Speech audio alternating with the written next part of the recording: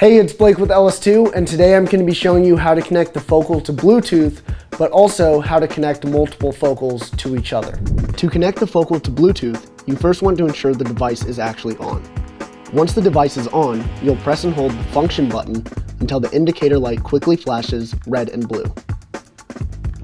Once the light is flashing red and blue, you can then enter the Bluetooth setting on your device and look for the name LS2 Focal. To pair multiple focals, you first want to ensure that they are in intercom mode.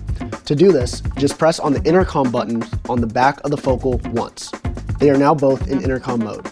And if they automatically connect, that means they have already established a connection. But to manually pair two focals together, you're going to follow these two steps. First, you're going to want to set one focal to pairing mode by pressing and holding on the function button until the lights quickly begin to flash.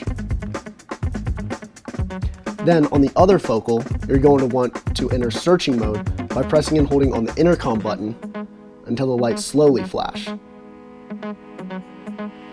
After a short period of time, both focals should show a pulsing blue light. This indicates that the focals are now connected to each other.